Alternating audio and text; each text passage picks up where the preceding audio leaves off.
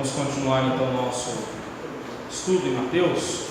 Hoje o capítulo 4, do versículo 12 ao versículo 25. Texto um pouco extenso, mas ele tem poucos detalhes.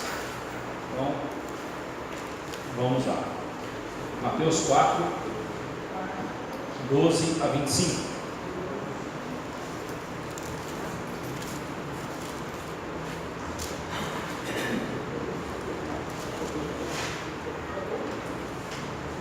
Vamos fazer essa leitura de forma responsiva. Eu leio os versículos pares e os irmãos respondem com os ímpares. Ouvindo, porém, Jesus que João fora preso, retirou-se para a Galiléia. E, deixando Nazaré, foi morar em Cafarnaum, situada à beira-mar, nos confins de Zebulon e Naftali, para que se cumprisse o que fora dito por intermédio do profeta Isaías: terra de Zebulon, terra de Naftali, caminho do mar, além do Jordão, Galiléia dos gentios. O povo que jazia em trevas viu grande luz, e os que viviam na região e sombra da morte, resplandeceu-lhes a luz. Daí por diante, passou Jesus a pregar e a dizer: arrependei-vos, porque está próximo o reino dos céus. Caminhando junto ao mar da Galiléia, viu Jesus dois irmãos, Simão, chamado Pedro, e André, que lançavam as redes ao mar, porque eram pescadores. Disse-lhes: vinde após mim, e eu vos farei pescadores de homens. Então eles deixaram imediatamente as redes e o seguiram. Passando adiante, viu outros dois irmãos, Tiago, filho de Zebedeu, e João, seu irmão, que estavam no barco em companhia de seu pai, consertando as redes, e chamou-os. Então eles, no mesmo instante, deixando o barco de seu pai, o seguiram. Percorria Jesus toda a Galiléia, ensinando nas sinagogas, pregando o evangelho do reino e curando toda sorte de doenças e enfermidades entre o povo. E a sua fama correu por toda a Síria. Trouxeram-lhe então todos os doentes, acometidos de várias enfermidades e tormentos, endemoniados, lunáticos e paralíticos, e ele os curou. Da Galiléia, Decápolis, Jerusalém, Judéia e além do Jordão, numerosas multidões que seguiam. Senhor Deus e Pai, quando vamos agora estudar a Tua Palavra, que ela não seja apenas um objeto do nosso estudo, mas seja o instrumento do Senhor trabalhando no nosso coração e nos transformando. É o que te pedimos em nome de Jesus. Amém. 3 fatos aqui assinalam esse início do ministério público de Jesus. Lembre-se que nós agora estamos já no início do ministério de Jesus. Semana passada nós vimos o batismo de Jesus, que era o que iniciou, então, vamos dizer assim, foi o marco que iniciou o ministério do Senhor Jesus. Ele tinha que ser batizado para então, publicamente, para então começar seu ministério. Então agora, no início aí do ministério de Jesus, nós temos a mensagem de Jesus, os seus discípulos e a sua fama. Quero trabalhar com você esses 3 pontos hoje, começando aí com a mensagem de Jesus, né? Uma das características aí de Mateus, no seu evangelho, na sua narrativa, é que ele não faz uma narrativa cronológica, mas sim por tópicos. Um exemplo disso é uma biblioteca, não a minha biblioteca está bagunçada, eu estou tentando arrumar ainda, né? Mas se você entrar numa biblioteca arrumada, certinha, você vai ver que os livros não estão em ordem cronológica, eles não estão em ordem em que foram impressos, mas por ordem de assunto. Mateus faz isso com o evangelho dele. Pense numa biblioteca por ordem, né, mas com assuntos, e não ele não se preocupou, embora que dá para a gente seguir uma certa cronologia aqui no Evangelho de Mateus. Por exemplo, semana passada nós vimos o batismo de Jesus, que aconteceu logo antes do início do seu ministério. Então, ele respeita uma certa cronologia, mas isso não é o foco dele. O foco dele é trabalhar assuntos, trabalhar temas, né? Por exemplo, lá no verso 11, entre o verso 11 e o verso 12, nós temos todos os acontecimentos que estão registrados em João, do capítulo 1, versículo 19 até o capítulo 4, versículo 42. Se você ler João 1, 19 a 4, 42, está tudo contido nesse versículo, entre o versículo 11 e o versículo 12 do capítulo 4 de Mateus. Então você vê que ele não está tão preocupado com a cronologia em si, ele está preocupado em trazer um assunto e em cima desse assunto discorrer a sua narrativa. É importante que nós cruzarmos também as referências com os outros evangelhos, para nós termos uma visão mais clara, né? Como sempre tenho dito para os irmãos, os evangelhos não são diários de bordo, né? Os apóstolos, os discípulos de Jesus, não estavam ali cada qual com sua cadernetinha, anotando o que Jesus estava fazendo em cada momento. Não, os evangelhos eles serão escritos bem depois da morte e da ressurreição de Jesus e da ascensão de Jesus, bem depois, algumas décadas depois. Então, quando os apóstolos, os discípulos resolvem escrever os evangelhos, eles estão registrando as suas memórias e os ensinamentos do Senhor Jesus que ficou, e eles então registram as memórias deles aqui, né? Orientados pelo Espírito Santo, claro.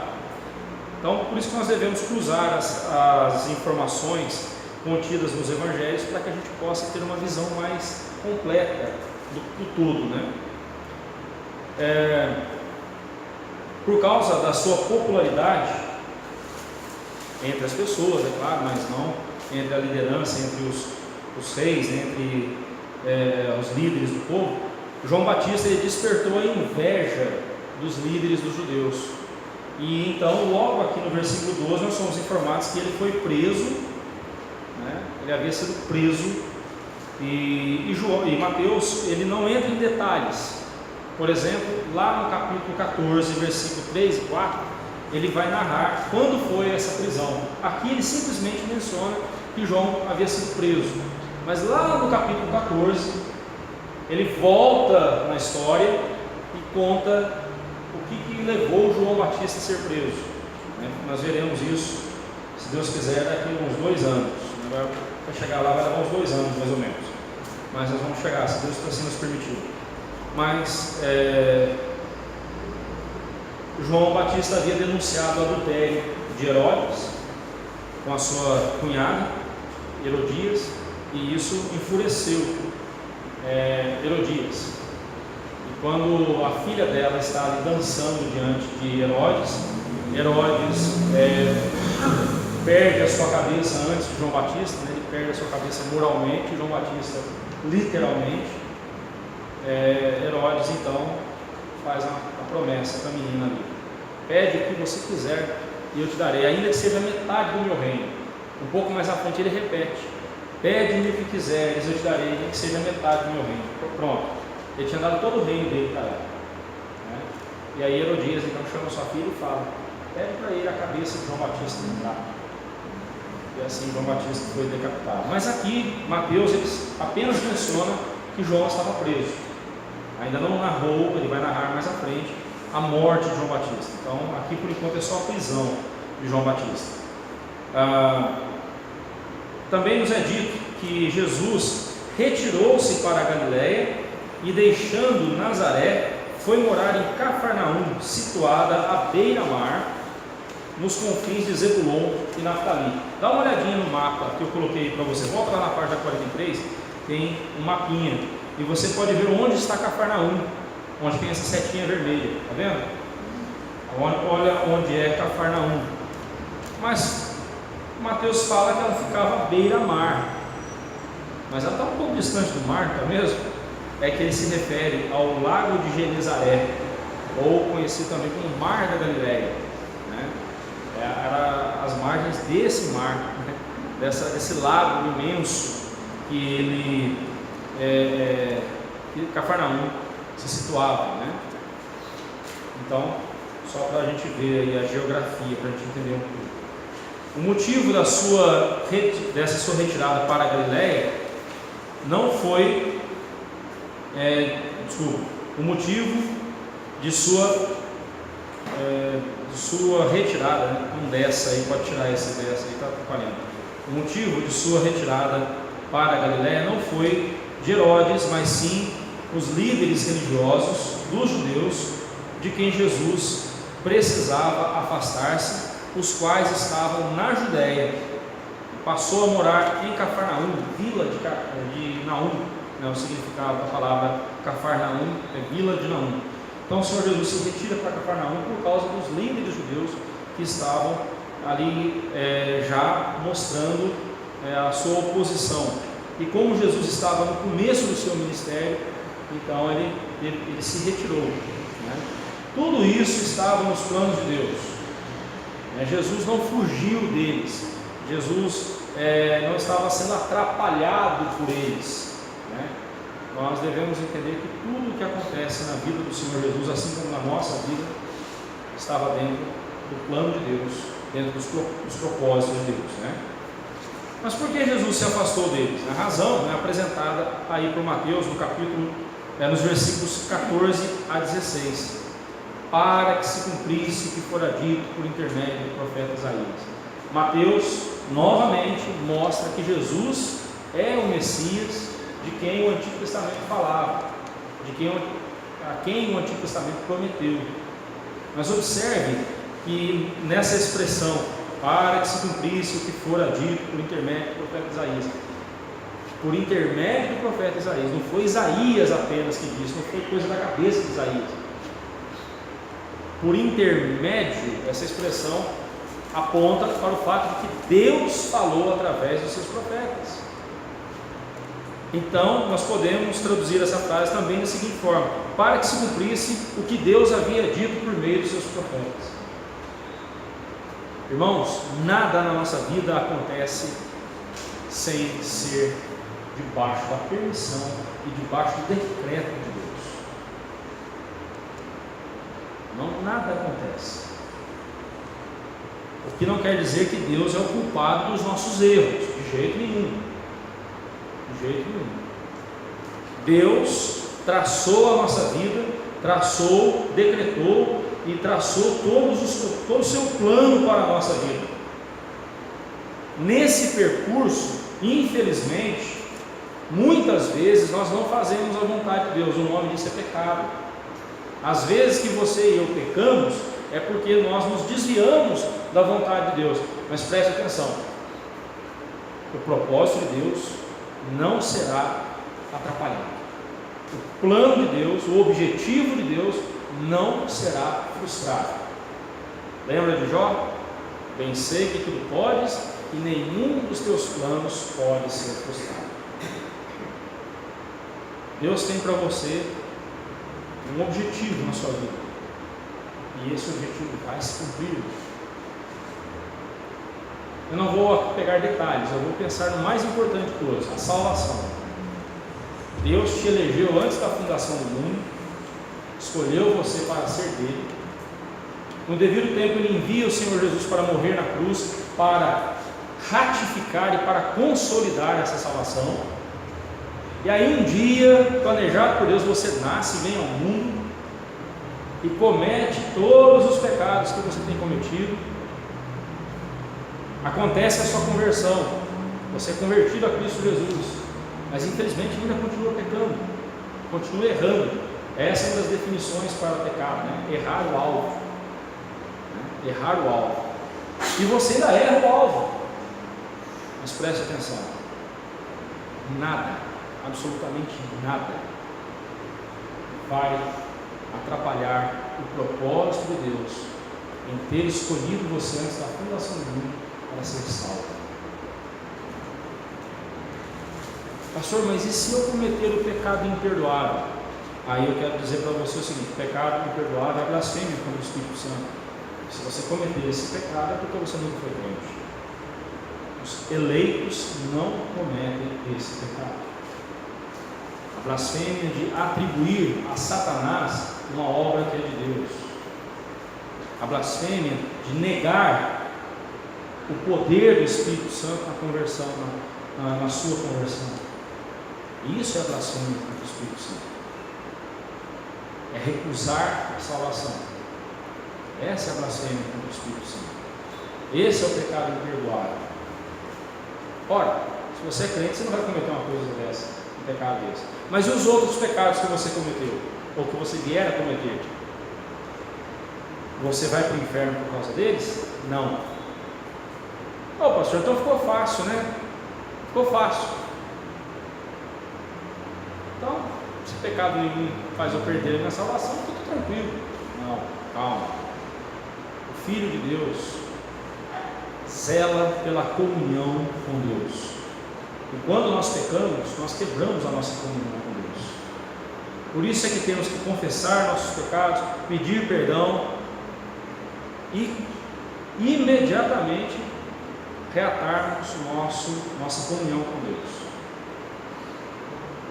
Mas a salvação você não perde, porque o que Deus planejou na sua vida, isso ninguém muda. Isso ninguém muda. Pense nisso. Bom, vamos em frente. A profecia de Isaías, lá em Isaías 9, 1 e 2, descrita aqui nos versos 15 e 16: terra de Zebulon, terra de Naftali, caminho do mar, além do Jordão, Galileia dos gentios, povo que jazia em trevas, viu grande luz, e aos que viviam na região e sombra da morte, resplandeceu-lhes a luz. Isaías foi quem falou isso, ou melhor, Deus é quem falou através de Isaías, uns 700 anos antes de Cristo. Imagine você, alguém dizendo algo hoje, e daqui a 700 anos, acontecer ipsis literis. Só Deus pode fazer isso. Só Deus pode fazer isso mesmo. Por isso que a Bíblia é a palavra de Deus, né? Essa profecia nos mostra que Deus, em sua infinita misericórdia e graça, não enviou o seu Filho primeiramente para a aristocracia e a nobreza, mas sim às pessoas que eram desprezadas, dolorosamente afligidas e em grande parte ignorantes, a saber, a população da Galileia, uma população mista, gentílico-judaica, e por isso mesmo desprezada pelos judeus, que se diziam orgulhosamente filhos de Abraão. Eu cito aqui as palavras de William Hendriksen, né? Essas palavras são de William Hendriksen. Lembra quando nós estudamos sobre o nascimento de Jesus? Lembra que Galileia, ela era Nazaré, né? Era tida como um lugar desprezível aos olhos dos judeus, né? E Jesus foi para lá. Jesus começa o seu ministério lá. Ele não foi procurar os poderosos. Eu quero aqui fazer uma crítica, não no sentido de ser mordaz, mas no sentido de vermos que nós precisamos tomar cuidado com certas coisas. Eu fico preocupado quando as pessoas chamam ou querem plantar uma igreja num bairro de classe média alta. Deixa eu ser mais claro. Lá nos idos de 2000, quando eu fui chamado para começar um trabalho em São José dos Campos, a igreja que havia me chamado para começar esse trabalho, uma conversa com o conselho disse assim: nós vamos começar um trabalho num bairro nobre aqui da cidade de São José dos Campos. E eu fiquei ouvindo o conselho falando, né? Nós vamos construir um templo, nós vamos chegar lá, construir um templo muito bonito, com os bancos estofados, macios, né, bem, né, aconchegantes, com ar condicionado, tudo, né, do bom e do melhor. Nós vamos fazer um templo mais bonito do que o deles próprios, né? Aí eu perguntei por quê? Porque lá é uma área de classe média alta, então nós temos que fazer isso para chamar a atenção deles. Meus irmãos, eu sou da roça. Graças a Deus eu sei plantar igreja, eu gosto de plantar igreja, mas eu sou da roça, como eu diria lá em Minas, né? Agora há pouco que eu vim de lá, como diria, carcanhar rachado, né? Eu sou da roça, e eu fiquei olhando, disse, meu Deus. Aí eu falei para o conselho, irmãos, eu tenho duas observações para fazer para vocês. Primeiro, tragam outra pessoa para fazer o trabalho. Eu não sou apto para esse trabalho. Mas por que não? Você não planta igreja? Sim, eu planto igreja. Mas então, não, irmãos, eu planto igrejas, eu não planto spa. Eu não faço spa, eu planto igrejas, é bem diferente. E pensando nisso, aí eles olharam já meio esquisito também. Pensando nisso, eu quero dizer para vocês que quando um rico entra na igreja, ele não está procurando conforto para o corpo, para a carcaça dele, ele está procurando conforto para o coração. E por mais confortável que seja a igreja, por mais que os bancos sejam macios, anatômicos, ar-condicionado, tudo climatizado, aquela coisa gostosa, tal, bonita, a sala de estar dele é muito mais confortável. Então, se ele quiser conforto para o corpo dele, ele vai ficar em casa. Mas quando a pessoa entra num templo, ele entra buscando conforto para o coração. Vocês estão perdendo o tempo de vocês e jogando dinheiro fora. Não é assim que se faz. E logo que cheguei em São José dos Campos, sofri um acidente, fiquei 6 meses parado, não podia, 4 meses na cama, depois comecei a andar com bengala, com muita dificuldade, e aí aquele ano se perdeu. 2001 ficou totalmente parado. Em 2002 então resolvemos começar uma igreja, onde, fazendo curta longa história, aí então nós começamos aqui, a igreja presbiteriana do Jardim Sul. Mas foi desse jeito, né? E eu fico preocupado quando eu vejo pastores dizendo, nós vamos abrir uma igreja num bairro classe média alta aqui da cidade. O argumento que eles usam é para que tenhamos uma igreja forte financeiramente, que seja capaz de sustentar outras frentes de trabalho, né, na nossa cidade. Irmãos, eu fico preocupado com isso, muito preocupado, porque o sustento para começar um novo trabalho, o sustento para manter esse trabalho, vem de todos, vem do bolso de todos, vem da generosidade de todos. Não importa a quantia, o que importa é a fidelidade e a generosidade. E Deus é quem multiplica, não é o recurso financeiro alto de uma igreja que faz com que ela plante igreja, não é a obediência a Deus. Então eu fico preocupado quando eu vejo certas afirmações aí, né? Jesus, ele foi para os humildes, e nós vamos estudar isso mais à frente, quando Jesus vai dizer que ele não veio para os sãos, ele não veio para os justos, ele veio para os doentes. E ele não veio chamar justos ao arrependimento, ele veio chamar pecadores ao arrependimento. Aí você me diz, mas todo mundo não é pecador? Sim, claro que é. O que Jesus está dizendo ali é, eu vim para salvar aquele que se reconhece e admite que é um pecador. Por esse motivo que Jesus foi atrás, primeiramente, dos pobres, dos ignorantes, dos desprezados. E ele foi atrás dessas pessoas. Deus acolheu no seu amor. A este povo que jazia em trevas, por causa do forte elemento pagão infiltrado ali, o povo às cegas, na escuridão da idolatria. O povo estava cego por causa da sua idolatria. O paganismo era muito forte naquela região.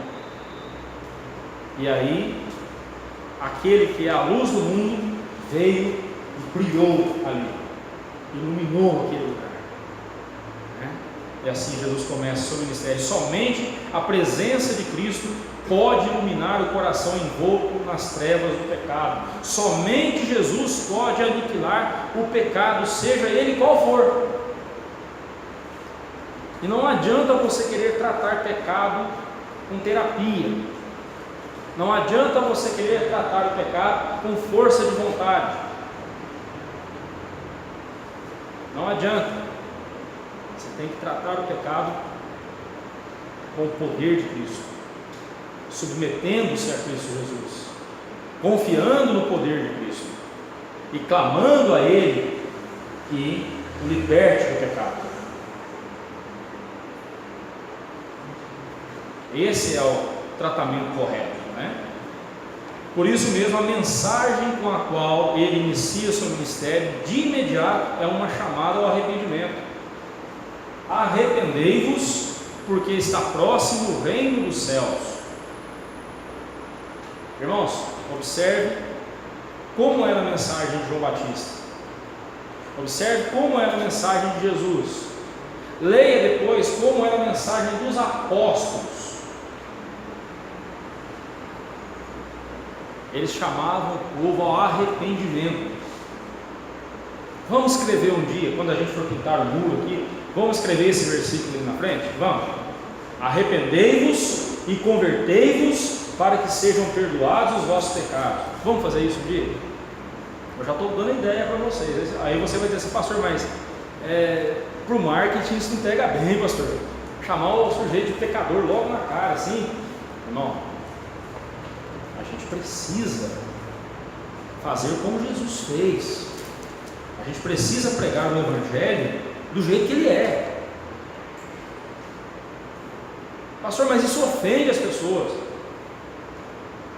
Em outra igreja que pastoreei, uma vez uma pessoa chegou para mim e falou assim, pastor, eu quero dizer para o senhor que eu não vou vir mais aqui não. Disse, por quê? Não, estou cansado de ouvir que eu sou pecador. Você não aprendeu ainda? Senhor, você não aprendeu ainda? E você não entendeu isso ainda?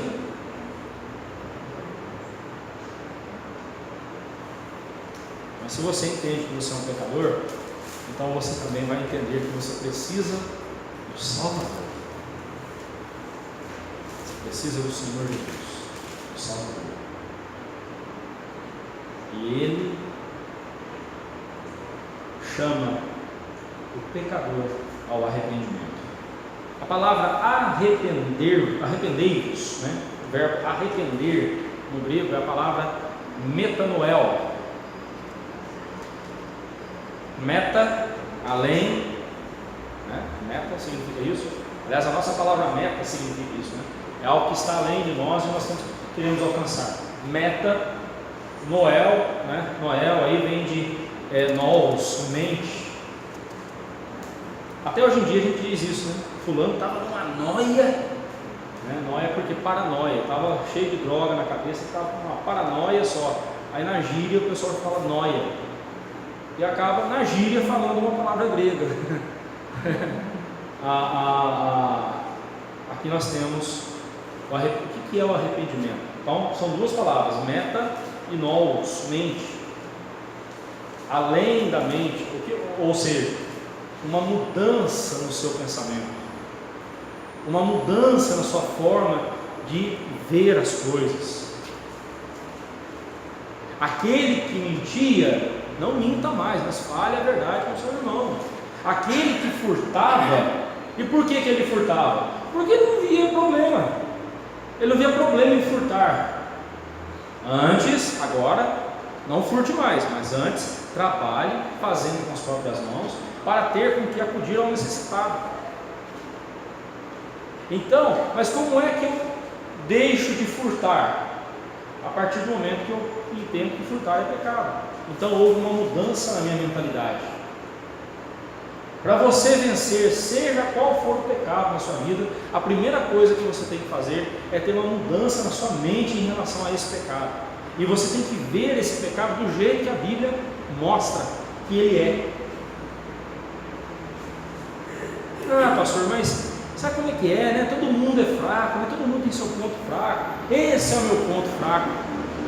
E eu quero dizer para você que ele não é o seu ponto fraco, porque se ele fosse um ponto fraco, você venceria ele fácil. Ele está muito forte na sua vida. E aí as pessoas falam, ah, pastor, mas a carne é fraca, né? Preste atenção, quando Jesus falou, vigiar e orar, porque a carne é fraca, o espírito está preparado, mas a carne é fraca. Ele está falando que a nossa carne é fraca, não é para pecar, a nossa carne é fraca para orar. É por isso que a gente não recorre à oração, porque a nossa carne é fraca para orar. Para pecar não, a nossa carne peca com muita facilidade. Por isso que Romanos vai nos dizer, Romanos 8, se pelo Espírito Santo eu mortificar os feitos do corpo, da carne, certamente eu viverei. Não é? Vamos em frente. Então o que a gente precisa é de mudança da nossa mentalidade, mudar a mentalidade em relação a alguma coisa, e essa mudança é justamente tomar o sentido oposto. Se você estava caminhando nessa direção e essa direção é de morte, então você tem que mudar a direção, o sentido oposto, porque a vida está no oposto. Semana passada, o reverendo Ageu Magalhães, ele escreveu um texto, publicou no Facebook, eu achei excelente, como sempre, né? Ele sempre escreve muito bem. E o reverendo Ageu, ele falou sobre a questão, sobre essa falácia que a gente vê, essa mentira que a gente vê, as pessoas dizendo que nós temos que ser equilibrados. O crente tem que ser equilibrado. Irmãos, não existe isso. O chamado para o Evangelho é um chamado radical. Me diga, qual é o equilíbrio entre as trevas e a luz? Meia luz, penumbra, né? Mais ou menos. Não tem meio termo. Qual o meio termo entre o bem e o mal? Uma coisa que não é nem tão mal, nem tão boa. Não existe isso. Se alguma coisa não é boa, ou é só um pouquinho boa, ela é má. Não existe equilíbrio. Não existe equilíbrio. O que existe, aliás, nem na eternidade tem equilíbrio. Tem equilíbrio entre o céu e o inferno? Inventaram o purgatório, né? Mas não existe.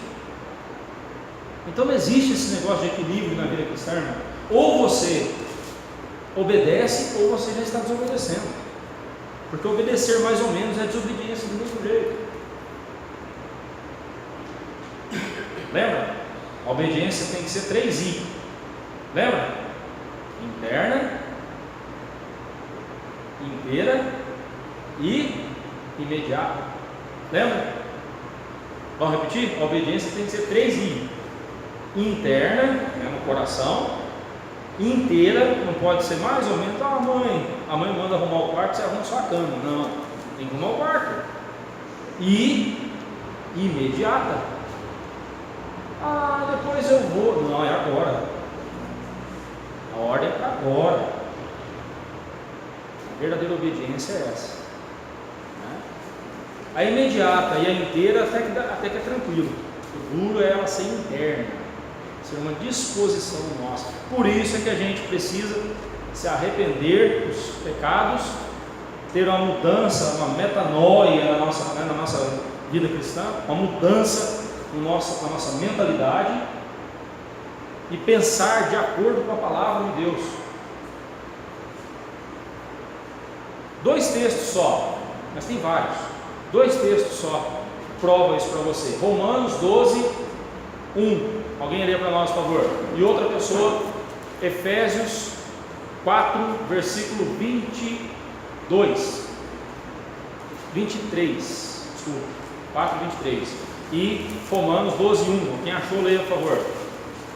Rogo-vos, pois, irmãos, pelas misericórdias de Deus, que apresenteis o vosso corpo sacrifício vivo, santo e agradável a Deus, que é o vosso culto racional. O 2 também, é o 2 que eu queria. E não vos conformeis com este século, mas transformai-vos pela renovação da vossa mente, para que experimenteis qual seja a boa, agradável e perfeita vontade de Deus. Tem que transformar o quê? Pela renovação do quê? A mentalidade aqui, ó. Isso é uma forma de pensar. Começa aqui. Tiago vai dizer que o pecado começa no pensamento, no coração.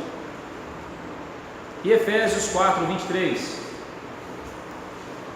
E vos renoveis no Espírito o vosso entendimento. E vos renoveis o Espírito do vosso entendimento. No verso 22 ele fala que é para a gente se despir do velho homem, dos hábitos pecaminosos, Em seguida,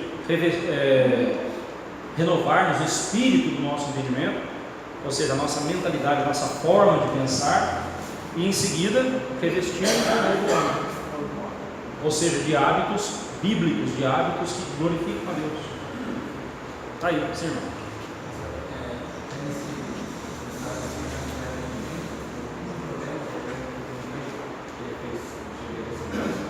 É bem ilustrativo porque ele fala que existe uma diferença muito grande entre arrependimento e remorso. Sim. Os dois reconhecem que foi feito o erro. Sim. Mas só o arrependimento faz o certo no lugar do errado. Isso, é o irmão repetir aqui para sair na gravação. O irmão Rafael está falando sobre a diferença entre arrependimento e remorso. Você quer ver um exemplo bíblico para cada um? Davi e depois o filho pródigo. Quando o filho pródigo cai em si, vê a besteira que ele fez, o que ele diz?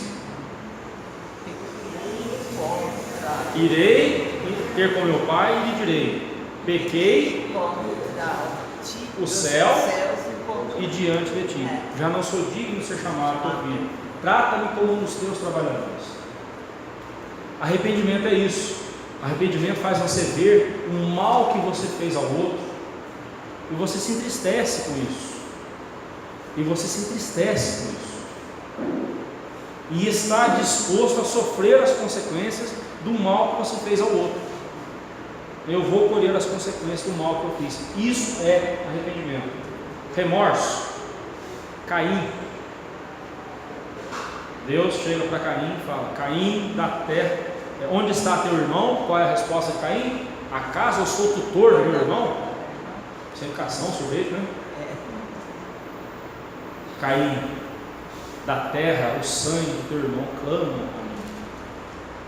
E aí, preste atenção que Caim vai logo dizer em seguida: Senhor, como eu pude fazer uma maldade dessa contra meu pai, contra minha mãe, contra o meu irmão, contra o Senhor? Foi isso que ele falou? Ele falou: ai de mim, quem se encontrar comigo vai me matar. Serei errante e fugitivo da tua presença. Quem fugiu da presença de Deus pela primeira vez? Adão. Quem te fez saber que estava nu? A mulher que me deste deu do fruto, eu comi, e porque eu estava nu, tive medo e me escondi. Eu tive medo e me escondi. Mas quem te fez saber que você estava nu? Foi a mulher que o Senhor me deu. Ela me fez comer o fruto. Esse negócio de pôr a culpa no outro é antigo. E não funciona, e não funciona. Mas aí você vê Caim dizendo que ele estava preocupado com ele estava pouco se lixando para Deus, para o seu irmão que ele havia assassinado, para os seus pais, estava pouco se lixando. Ele só queria saber como que ele iria escapar. Isso é remorso. Se você quer saber se o que você tem no coração é remorso ou arrependimento, pergunte-se: eu estou mais preocupado com as consequências que eu vou sofrer, ou eu estou mais preocupado com as consequências que eu causei nos outros, com o mal que eu fiz nos outros? Eu estou mais preocupado com os outros do que comigo. Desonrei a Deus. Desonrei a Deus. E aí? Isso é arrependimento. Ou melhor, se pensar em Deus e pensar no mal que você fez ao seu próximo, isso é arrependimento. Vamos em frente. Então, mudar a mentalidade, isso significa justamente mudar o sentido. É um forte sentimento de tristeza e desgosto para com o pecado cometido, uma repulsa para com o mesmo, ocasionando o abandono desse pecado.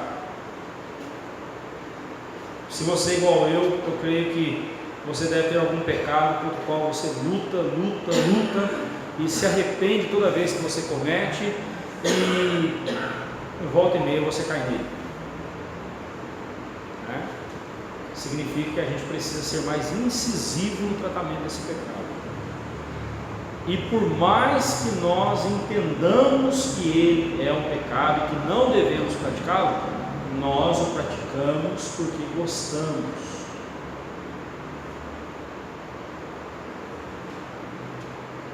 É revelador isso, né, irmãos? Mas é verdade. Eu sei que isso, a princípio, soa estranho ao nosso ouvido, mas é verdade. Nós pecamos porque gostamos ainda do pecado. Lembra uma vez que você foi pregar num prego e deu uma martelada no dedo? Você gostou?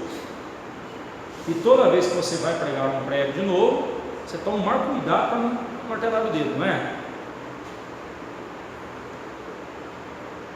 E dá um ódio quando a gente martela o dedo, o trem que dói, né? Não é mesmo? Da mesma forma o pecado. Enquanto nós não odiarmos o pecado, nós não nos veremos livres dele. Se há um ódio que você tem que ter no seu coração, é o ódio para com o pecado. Porque Deus odeia o pecado. Deus odeia o pecado. E se você quer ver o quanto que Deus odeia o pecado, basta você ver que Ele criou um lugar chamado inferno para punir os pecadores. Aí você vê como é a coisa séria. Tá? Porque está próximo o reino dos céus, né? Jesus, na sua mensagem, ele diz isso, né? Arrependei-vos, porque está próximo o reino dos céus, verso 17. Mateus, ele usa nada menos do que 32 vezes a expressão reino dos céus e apenas 5 vezes a expressão reino de Deus. É a mesma coisa, reino dos céus, reino de Deus, mas por que ele usa a expressão reino dos céus e muito pouco a expressão reino de Deus? Né? Os comentaristas, como Warren Myers, ele vai dizer que isso se deu por causa do respeito que o judeu tem com o nome de Deus. O judeu não pronuncia o nome de Deus. Até hoje é assim. Há 2 anos mais ou menos, eu fiz um curso de hebraico online e a professora que me dava aula era uma judia.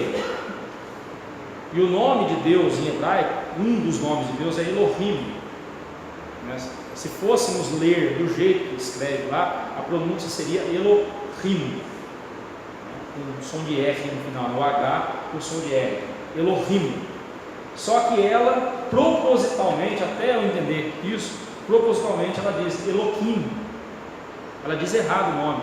Era como se nós fôssemos falar o nome de Deus, em português, nós falássemos Deusu, falasse errado, de propósito. Porque eles entendem o seguinte: é melhor você falar o nome de Deus errado do que tomar o nome dele em vão. Eu sei que isso é um preciosismo, é um exagero, mas eu fico pensando do lado de cá. Se lá eles exageraram tanto ao ponto de nem pronunciar o nome de Deus, do lado de cá muitas vezes o nome de Deus está em tantas piadinhas, né, gente? Está em tantas piadinhas, tanta conversa. Às vezes não é nem piada, às vezes é conversa sem sentido. Ó Gilmar, você vai lá, mas se Deus quiser eu vou, mas nem pensou para dizer o se Deus quiser. Daqui a pouco o Santos vai jogar com o Flamengo. Se Deus quiser o Santos vai ganhar. Não é assim? Nós deveríamos entristecer, isso é muito sério. Tomar o nome de Deus em vão é pecado. Deus falou que Ele não tomará como inocente quem tomar o nome dele em vão. E tomar o nome de Deus em vão não é só colocar o nome dele em piadinhas, em conversinhas, não. É fazer um juramento que você não está afim de cumprir. É fazer um voto a Deus que você não está afim de cumprir. É tomar em vão o nome dele. Isso é muito sério, irmãos. Devemos ser mais cuidadosos. Não é? Mas esse é o motivo pelo qual Mateus, como judeu que ele era, ele falou o reino de Deus apenas 5 vezes, né? Pelo menos é como explica Warren Myers, né? Pode ser que seja outro motivo, mas o único comentarista que me deu essa resposta foi esse comentarista, né? Assim, ao chamar ao arrependimento, o Senhor Jesus está mostrando a quem os pecadores deveriam se converter, a saber, a Deus, e deixarem os ídolos para trás de vez. Lembre-se, a Galileia estava envolta num paganismo, numa idolatria terrível. Então Jesus fala: arrependei-vos, porque está próximo o reino dos céus. Ele estava chamando o povo ao arrependimento, a se voltar para Deus e a abandonar de vez os ídolos. Aquele hino nosso, né? E o começo dele está errado. Achei um bom amigo. Certo? Está errado. Quem estava perdido era eu, não era Jesus. Né? Certo? Achou um bom amigo, Jesus o Salvador. Uma parte dele fala, né? Deixei por ele tudo, os ídolos queimei. Né? Deixei por Jesus, eu deixei tudo. Por Jesus nós temos que deixar todos os ídolos, porque só Jesus é Deus, é o Deus verdadeiro. Né? Seus discípulos, o que nós temos a dizer sobre os discípulos de Jesus? Do verso 18 ao verso 22, nós temos aí a chamada dos discípulos. Posteriormente nós veremos, lá no capítulo 9, deixa eu ver, lá no capítulo 9, a vocação de Mateus, e no finalzinho do capítulo 9, no capítulo 10, versículo 1 a 4, nós teremos aí a vocação dos apóstolos. Nós voltaremos, como eu disse para você, Mateus está trabalhando assuntos, ele não está trabalhando uma cronologia. Então aqui ele fala sobre a chamada dos discípulos, depois como eles se tornaram apóstolos, né? Então, seguindo aí, verso 18 a 22, as margens da Galileia, olha lá, agora, se você olhar a figura anterior na página 43, o lago da Galileia, o mar da Galileia, o lago de Genezaré está pequenininho lá perto da flecha, né? Agora ele está maior aqui para você ver, a mesma imagem aí. As margens aí do lago da Galileia, o mar de Genezaré, lago de Genezaré, como era chamado também, ou de Tiberíades, era outro nome que se dava a esse lago. O Senhor Jesus viu dois irmãos, Simão chamado Pedro e André, que lançavam as redes ao mar porque eram pescadores. Eles eram empresários do ramo da pesca. Coisa muito comum naqueles tempos era os mestres serem vistos nas ruas seguidos pelos seus discípulos. Era muito comum isso. E aqui o Senhor Jesus começa a chamar aqueles que viriam a ser o seu colégio apostólico, né, os seus 12 apóstolos.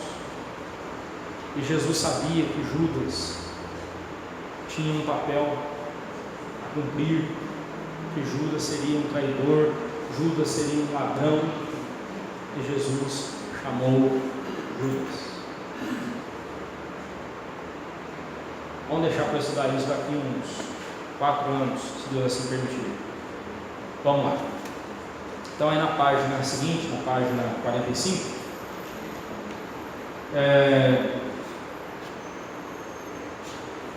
era muito comum então nós vermos os discípulos seguindo ali o seu mestre, né? Esses discípulos também chamados de alunos, os quais eram preparados para darem continuidade ao trabalho do seu mestre. E foi com esse objetivo que Jesus chamou os discípulos, para que eles dessem continuidade à igreja de Cristo, né? O relato de Mateus sobre o chamado dos discípulos, ele é bem sucinto, mas se nós cruzarmos as informações com os outros evangelhos, nós também teremos aí um quadro um pouco mais completo, porém confuso. Cada evangelista destaca um ponto ali e a coisa fica um pouco confusa. Por exemplo, em João 1, 40 a 42, nós lemos que André havia ouvido o testemunho de João Batista sobre Jesus e logo tratou de levar seu irmão Simão Pedro, que recebeu de Jesus o nome aramaico de Cefas. Pedro é chamado de Simão Pedro e também de Cefas. Cefas é o aramaico de Pedro, Petros no grego, e em aramaico é Kefas, né? Cefas na nossa tradução. Mas aqui em Mateus 4, 18 e em Marcos 1, 16, diz que Jesus caminhava à margem do lago, do mar da Galileia, o lago de Genezaré, quando os encontrou lançando suas redes porque eram pescadores. E aí vem Lucas que diz que Jesus encontrou-os na praia, lavando as redes, e pediu-lhes que afastassem o barco no qual ele subiu e de onde ensinava as multidões. E logo após trazer a mensagem, ele ordenou a Pedro e João, né, que lançassem as redes ao mar, e apanharam grande quantidade de peixe, a ponto de seus sócios, Tiago e João, né, terem que ajudá-los. Você pode ver isso lá em Lucas 5, versículos 6, 7 e 10. O que levou Pedro a prostrar-se admirado diante de Jesus, mas da boca de Jesus Pedro ouviu as seguintes palavras: doravante serás pescador de homens. Com o que concordam também Mateus 4,19 e Marcos 1,17. Né? Olha você ver, ficou confuso, né? E aí? Foi à beira-mar? Foi andando à beira-mar? Ou como é que foi? Né? São detalhes de um quebra-cabeça que a gente pode montar, mas é confuso mesmo. Né? Os próximos a serem chamados foram Tiago e João, filhos de Zebedeu, com o que concordam também Marcos, Mateus, Marcos e Lucas. Mas João, o evangelista João, omite os nomes neste momento e lista os nomes de Filipe e Natanael.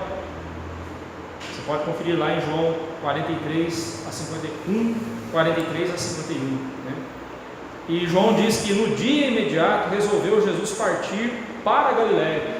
Então ele coloca a chamada dos discípulos antes aqui de Mateus, o que aconteceu aqui. Confundiu ainda mais, né? Onde encontrou Filipe, que era conterrâneo de André e Pedro. Filipe foi chamar seu irmão Natanael, dizendo: achamos aquele de quem Moisés escreveu na lei e a quem se referiam os profetas, Jesus o Nazareno, filho de José.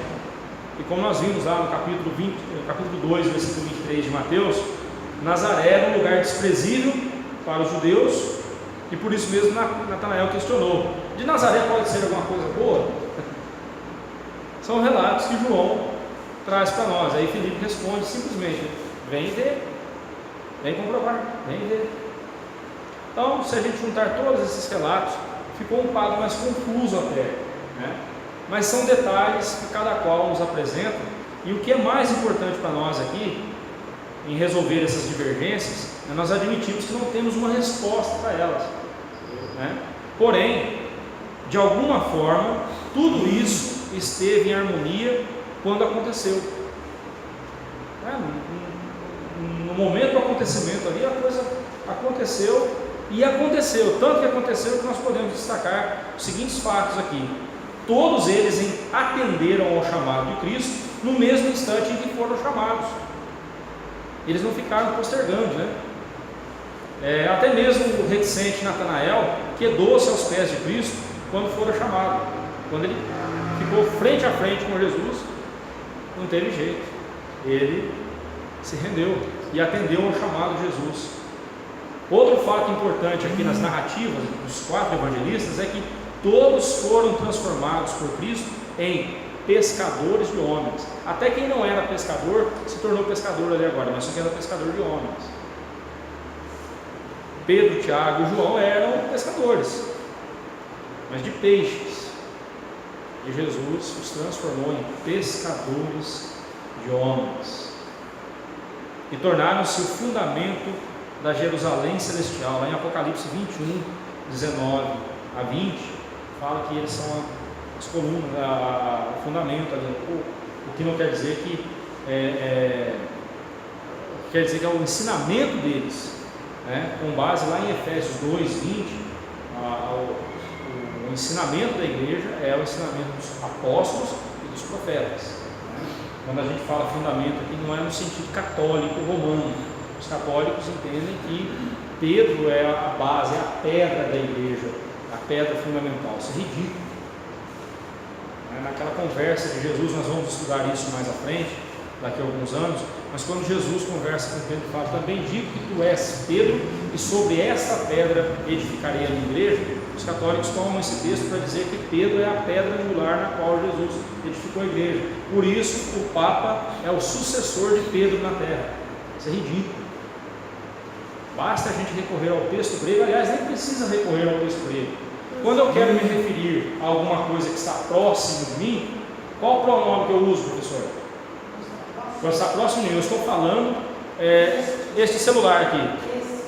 Este. Agora, se este celular estivesse aí com você, eu diria esse celular. Tá? Aí Jesus diz assim: também digo que tu és Pedro. Lá no grego, quando ele fala digo que tu és Pedro, ele fala eu digo que tu és Kefas, né? Kefas, uma pedrinha, um pedregulho. E sobre esta pedra, dá para ver até Jesus batendo a mão no peito, dizendo, e sobre esta pedra, porque quando ele fala pedra, a palavra no grego é petrá, rocha. Ele faz um contraste entre o pedregulho, que é Pedro, e a rocha, que é Jesus. Também digo que sobre esta petrá, essa rocha, edificaria a minha igreja. Será que Pedro entendeu assim? A melhor pessoa para dizer para nós é Pedro. Você vai ler a carta de Pedro e ele vai dizer que Jesus é a pedra fundamental e nós somos pedras vivas edificadas sobre a pedra que é Cristo, a pedra que os construtores rejeitaram. E nisso aí, toda a teologia, toda a eclesiologia católica vai para a água abaixo. Pois é, ele era casado, e aí, como é que fica? Se Pedro era o primeiro papa, então por que os papas não casam? Os padres não casam? Pedro era casado. Vamos deixar eles para lá, né? Vamos voltar aqui. Problema deles lá. Sua fama, a fama de Jesus. O versículo 23 descreve o ministério de Jesus em 3 áreas de atuação: o ensino nas sinagogas, a pregação pública e curas de todas as sortes de doenças e enfermidades entre o povo. Doenças e enfermidades aqui são sinônimos, tá?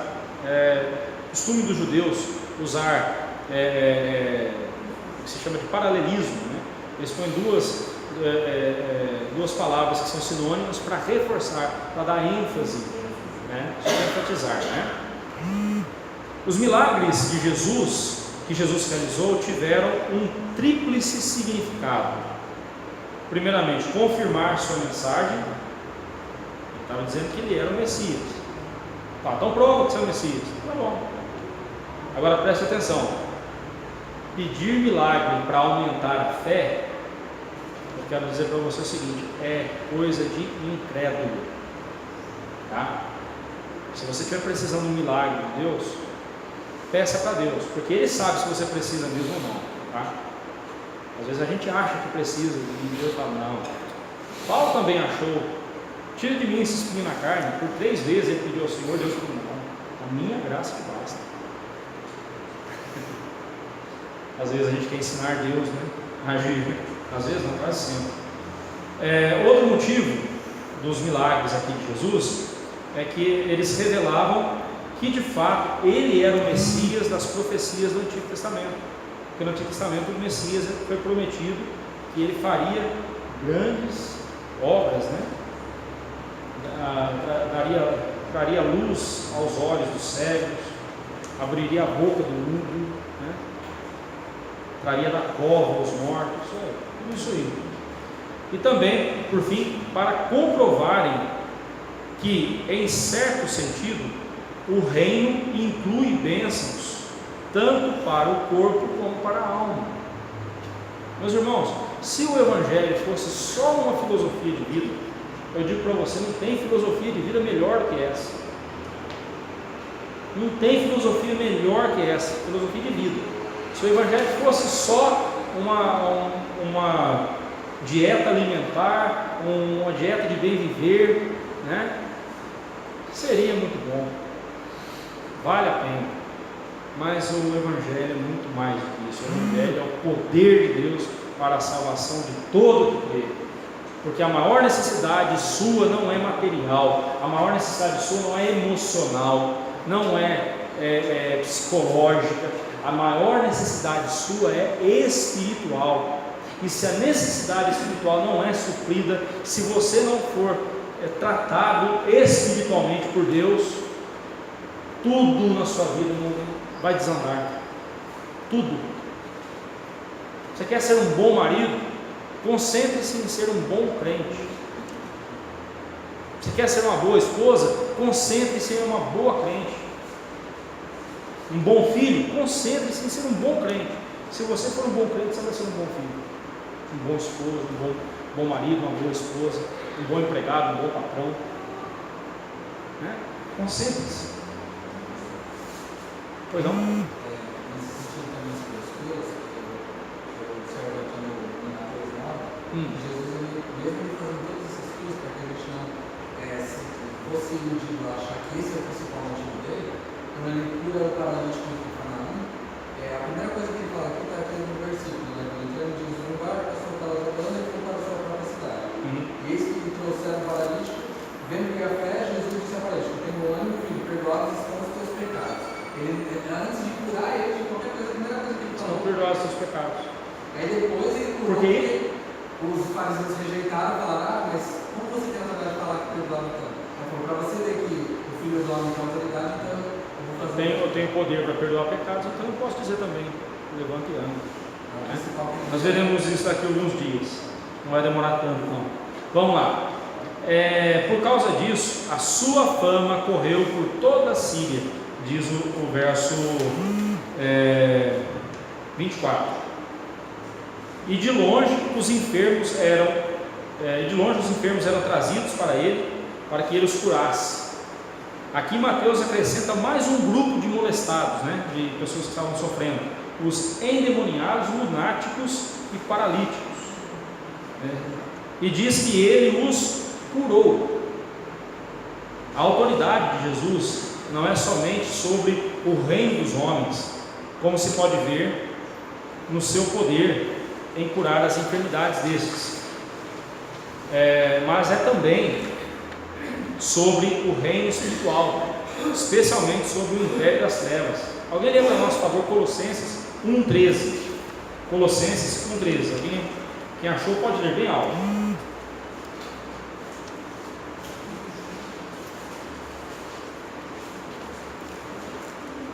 Colossenses 1,13. Ele nos libertou do império das trevas e nos transportou para o reino do Filho do seu amor. Deus nos transportou, nos libertou do império das trevas e nos transportou para o reino do Filho do seu amor.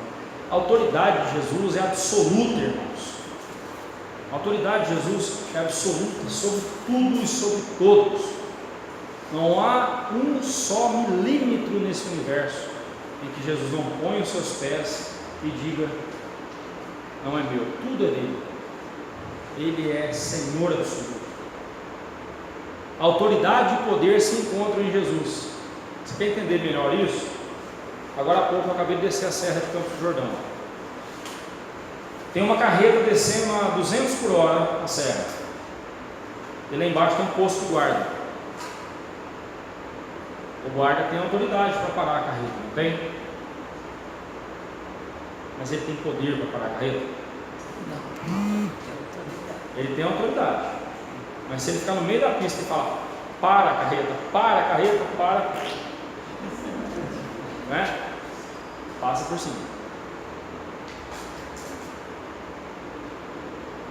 Deus, o Senhor Jesus, tem autoridade e poder. Ele falou com o mar, e o mar se acalmou. Ele falou com o morto, e o morto voltou à vida. Ele falou com o demônio se submeteu a ele. Isso é autoridade e poder. Maravilhoso, maravilhoso. Os demônios se submetem a ele. Posteriormente nós estudaremos lá no capítulo 9, do versículo 32 ao 34.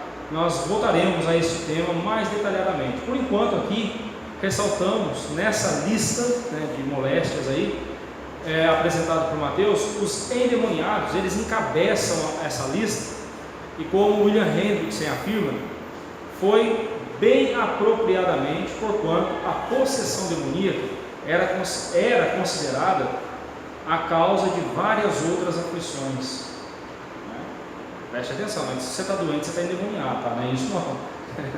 Não é isso não.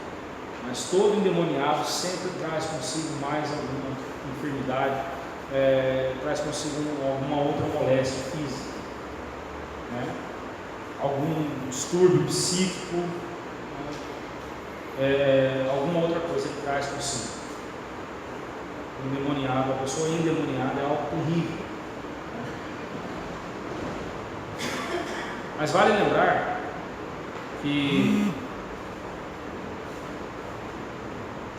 nem todo endemoniado rola no chão, esturra, parece um animal, parece um bicho, muda, engrossa a voz, faz voz esquisita. Lembra de Judas? A Bíblia diz que o diabo entrou em Judas. E o que ele foi e fez? Traiu Jesus. Muito calmo. Ele não saiu de lá todo retorcendo e empurrando pelo um bicho endemoniado, batendo em todo mundo. Não. Nada disso. Ele saiu dando um beijo no rosto de Jesus. Desculpa, dando um beijo depois, na volta, né? Mas ele saiu tão discreto que os discípulos pensaram: ele deve ter que comprar alguma coisa que está faltando. Impressionante, né? A gente vai ver isso depois. E por conta disso, as multidões afluíam de todos os lados e o seguiam, diz o verso 25. Para mais clareza, veja o mapa aí na página 44, né? Você vai ver aí todo o percurso, né? Depois você analisa com calma esse mapa. Jesus era famoso por ser poderoso e misericordioso. De que adianta o poder sem misericórdia? De que adianta? Ele tinha e tem todo o poder e o usava para a glória de Deus e para o bem daqueles que o buscavam. Preste atenção, se Deus conferiu a você alguma autoridade, entre aspas, o poder de fazer alguma coisa, use isso para o bem das pessoas. Não é pecado você ser rico, não. E se um dia Deus deixar você rico, permitir que você fique rico, não esqueça de mim, tá? Mas observe que a riqueza na Bíblia só é justificável se for para socorrer o necessitado. Pode ver isso. Socorrer quem necessita. Não é para ficar esnobando e dizendo que você tem milhões e milhões, não. Se Deus conferir a você a autoridade de ser uma autoridade na sociedade, use o seu cargo para o benefício das pessoas, não para o benefício próprio. Eu não vou nem entrar nesse assunto, porque esse assunto me deixa com borboletas no estômago quando eu fico pensando aí nos nossos políticos, aí, isso me dá gastura, né? Deus tenha misericórdia do nosso país. Aplicações práticas aí para nós, irmãos. Não pregamos o verdadeiro evangelho se não falamos de arrependimento. Se você falou para o pecador que Jesus o ama, que Jesus o quer, venha para Jesus, Ele vai libertar você, Ele vai te abençoar. Eu quero dizer para você que, eu não vou dizer que você pregou uma mentira, mas eu vou dizer que você pregou metade da verdade. E eu não sei o que é pior, se é uma meia verdade ou se é uma mentira inteira. Eu não sei o que é pior. Vou usar de novo aquela figura da pessoa enferma. Você chega no médico, o médico não quer dar um susto em você, dizer que você tem só 2 meses de vida por causa de alguma enfermidade, um câncer, alguma coisa que você tem. Você só tem 2 meses de vida. Mas ele não quer dar esse susto em você, ele fala: olha,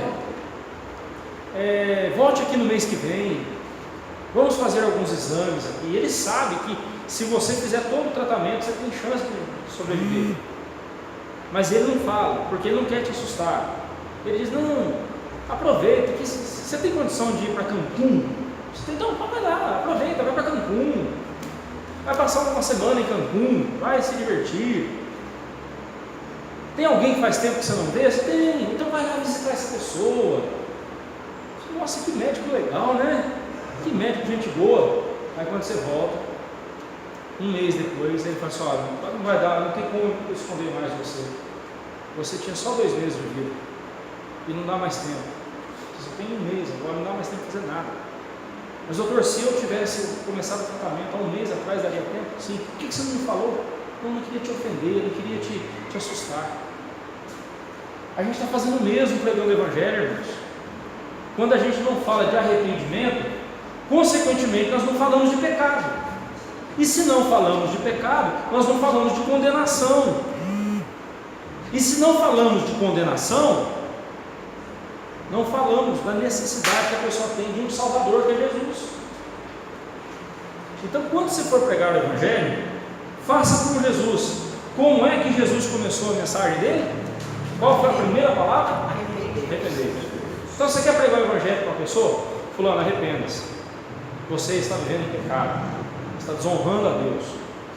Mas a pessoa fica na hora. Vai arrepiar. Vai, não tem. Mas sabe, pode dizer uma coisa para a senhora?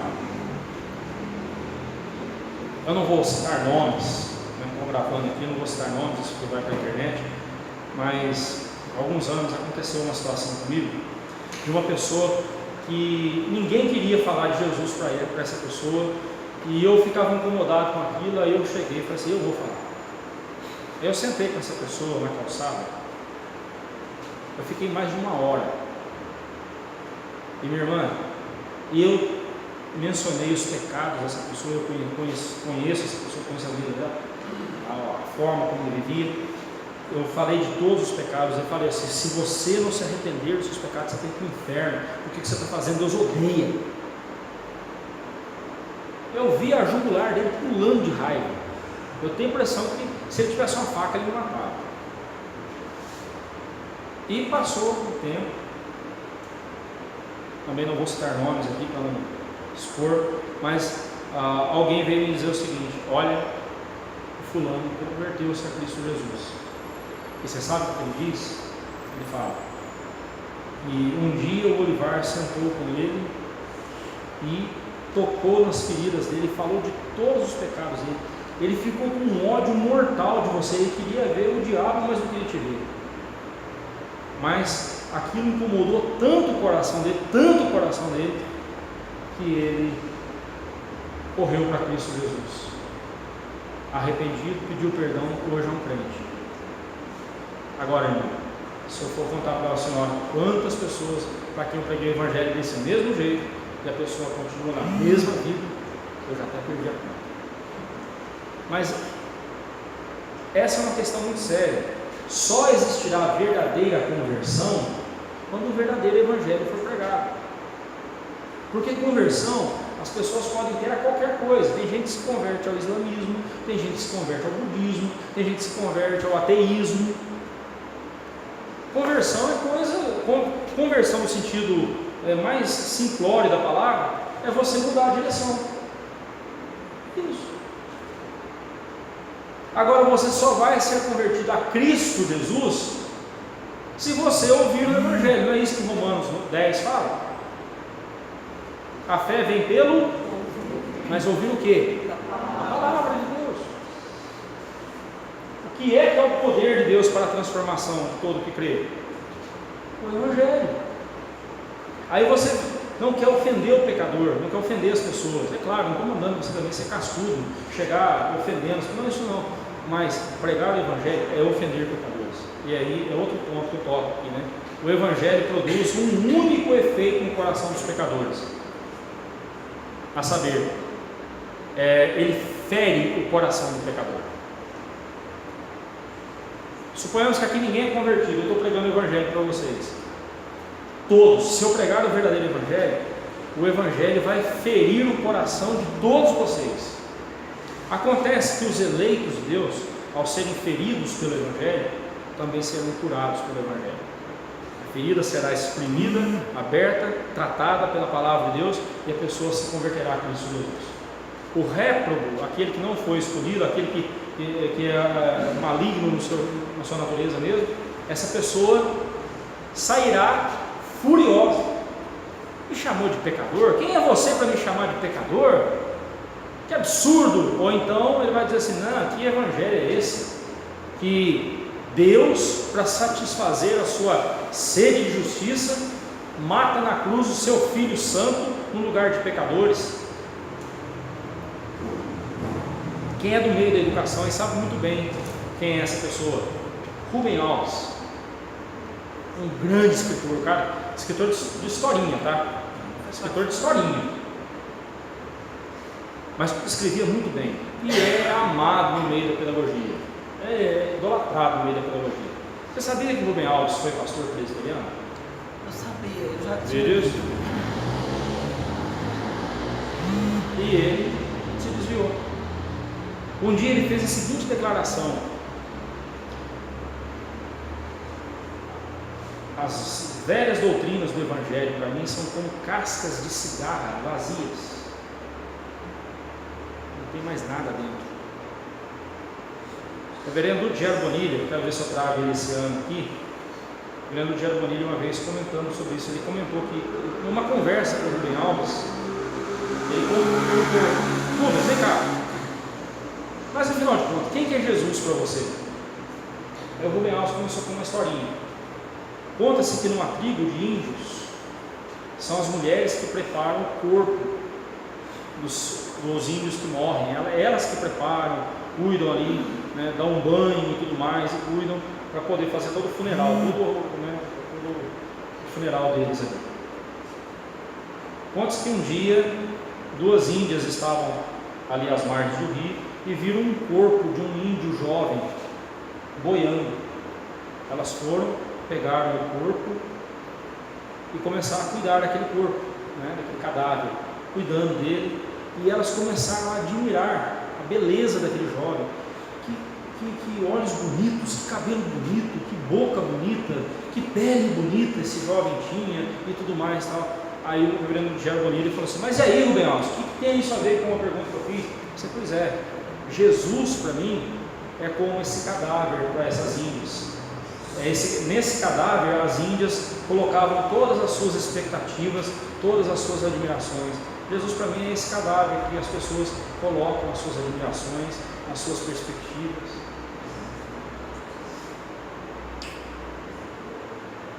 Garanto que você não vai conseguir ler as historinhas dele do mesmo jeito. Lembrando que ele foi um blasfemo, né?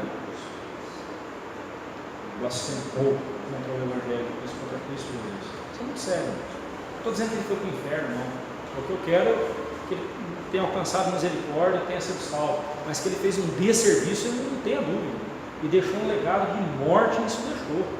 Infelizmente. Infelizmente. Vamos lá. É uma pena, porque era de uma mente, de uma inteligência.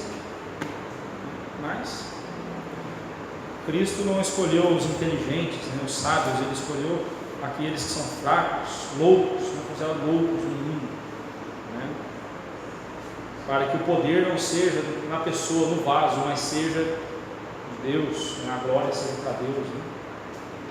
Então pregue o Evangelho. Se você não pregar o verdadeiro Evangelho, não haverá verdadeira conversão. Jesus busca os humildes, aqueles depois que se depararam com a sua gloriosa luz, quedam-se cheios de temor, como fizeram os discípulos, e por eles são transformados. Jesus usa quem Ele quer e não precisa da eloquência do filósofo, mas dá sabedoria ao iletrado e inculto para proclamar com ousadia e coragem o Santo Evangelho, o seu Santo Evangelho. E por fim, ensinar, pregar e socorrer. Há diferença entre ensinar e pregar? Sim. Hoje aqui eu estou ensinando você, estou mais dando uma aula, há espaço para perguntas e tudo mais. A pregação não. Quer seja no culto, ou quer seja o Gilmar lá na rua pregando o Evangelho, é monólogo, né, irmão? É monólogo.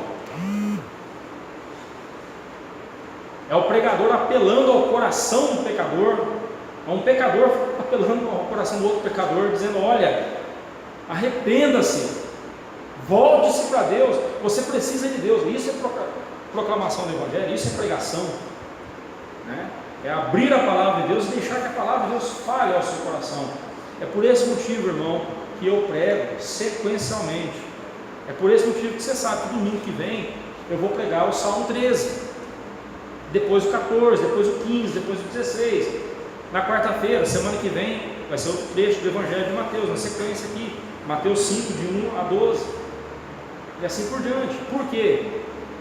Porque não é o que eu vim aqui para dizer que é importante, mas é o que a Bíblia tem a dizer, é o que eu tenho que dizer. Eu não estou preocupado, sabe, pastor, mas esse é o mês da família, traga mensagem sobre família. Não, eu vou pregar a agenda de Deus, do jeito que está aqui.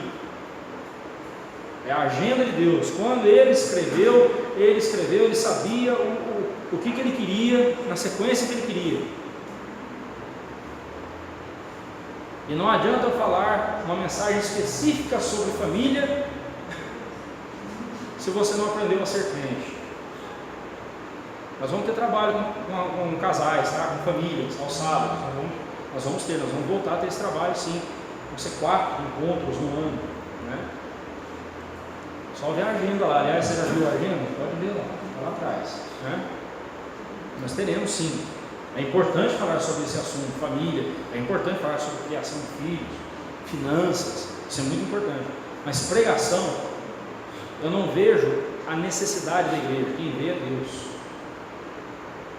Eu vou pregar na sequência, porque na sequência Deus vai falar o que Ele quiser ao seu coração. Você nunca vai correr o risco de eu fazer uma visita para você durante a semana e você desabafar, contar alguma coisa para mim. Aí no domingo eu vou pregar sobre o assunto que você desabafou. Você não vai ter esse perigo. Agora, se acontecer isso, confira no texto, é o que o texto está dizendo, né? E não sou eu que estou dando carapuçada em você, né? Dando cajadada em você. É a palavra de Deus. E não se esqueça, a palavra de Deus primeiramente fala com a gente. Ontem nós vimos isso, né, meu amigo? Depois eu tenho que contar para vocês o que deu o caso de ontem. Também nós devemos socorrer as pessoas, né? Quanto à cura e operação de milagres, estes se tratam de coisas extraordinárias que não acontecem pela vontade do homem, mas de Deus, quando, como e com a finalidade que Ele quiser. Se nos preocuparmos com o ensino e a pregação do verdadeiro Evangelho, acontecerá o milagre mais importante de todos, a salvação de pecadores. E se Deus também quiser, Ele poderá fazer outros milagres, se Ele quiser, mas é com Deus. Você nunca vai chegar aqui em frente da igreja presbiteriana da Vila Pinheiro e ver uma faixa: hoje, grande concentração de curas e milagres. E eu não faço a agenda de Deus, não. A agenda dele, Ele faz. Tá? Para nossa reflexão aí, uma questão para nós refletirmos. Quando você prega o Evangelho a uma pessoa, o arrependimento é o assunto principal? Estou perguntando para você, você tem feito isso? O Evangelho, não precisa responder, responda para você aí. O arrependimento é o assunto principal que você fala com essa pessoa? Não tenha medo de ferir as pessoas com a verdade, pois melhor é serem feridas com a verdade e serem restauradas por Deus, do que serem iludidos com um amor falso e bajulador, o que lhes trará dores ainda piores. A maior demonstração de amor pelo pecador, irmão, é você falar a verdade para ele. Leais são as feridas feitas pelo que ama. É melhor a ferida feita pelo que ama do que os beijos da falsidade. Tá? Que Deus levante pregadores do Evangelho e não aduladores de pecadores. Assim nós oramos e pedimos a Deus. Alguma pergunta, algum comentário? Não? Então vamos encerrar. Vamos encerrar então nosso estudo.